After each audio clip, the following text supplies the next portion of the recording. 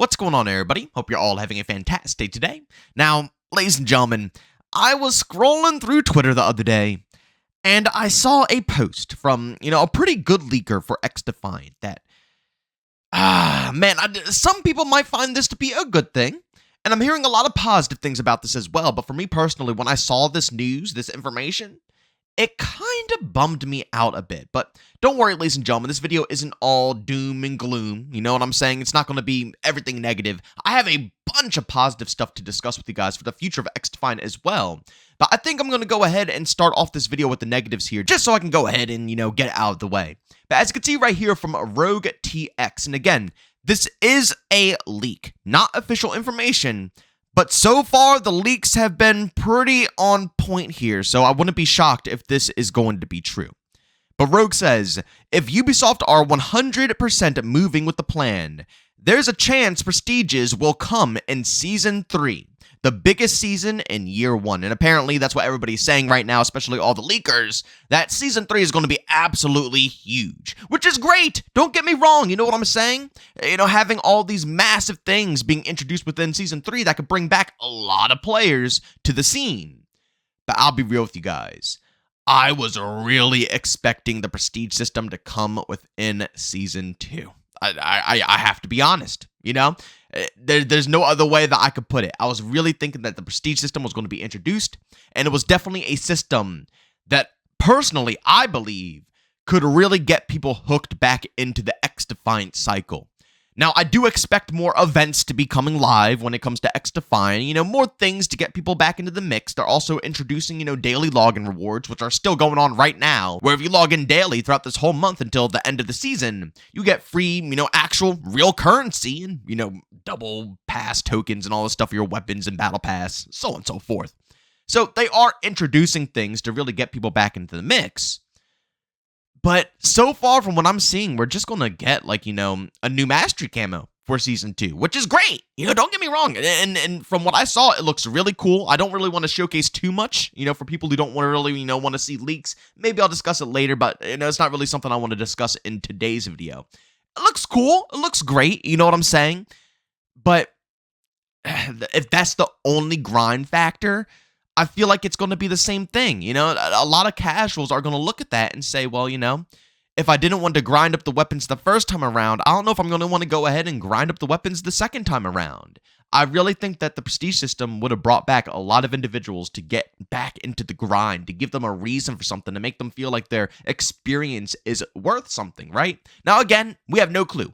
This is just leaked information here, so I don't want to make it out to be like this is the end of the world, and there's no possibilities of the Prestige system, dropping within Season 2. I don't want to make it out to, be that way, because there is still a possibility that they will drop the Prestige system, and we will see some more stuff within Season 2. And who knows, even if the Prestige system doesn't drop within Season 2, they might have a bunch of other stuff planned to keep us interested with the game.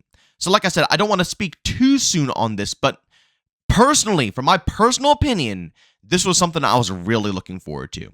And if anybody else was looking forward to this, you're going to have to wait months longer if the leaks do come alive. But I want to know what you guys think. Do you think that, if this is fine, if they push back the Prestige system to Season 3? Do you think that they'll have enough content to keep people interested within Season 2?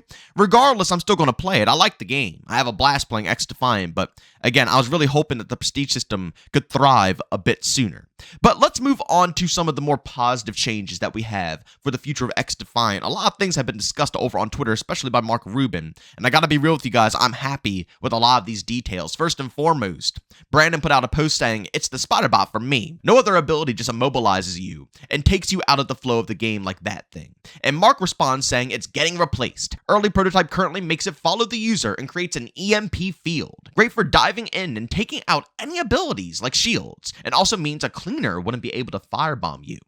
This right here is great. Again, we knew that they were going to go ahead and remove the spotter bot, right? We already knew that information. But we didn't know exactly where they're going to land on the first, version of what they're going to reintroduce the spotter bot as.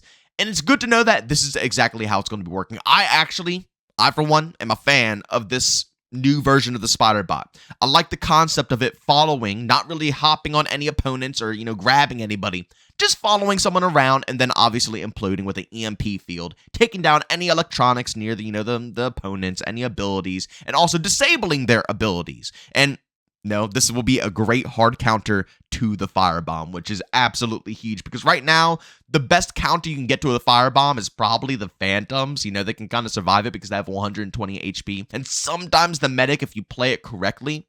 But this right here, to me personally, is a true hard counter to the firebomb. Because again, if you get close enough with the firebomb, it doesn't matter if you have 120 HP or meds. You're going to get one-tapped by it. So this is going to be great because if I see a full team of people rocking, firebombs, I can just go ahead and bring in the EMP spider, throw it out if I know that there's a group of enemies ahead, disable their, abilities, and then it'll just be a one-on-one gunfight.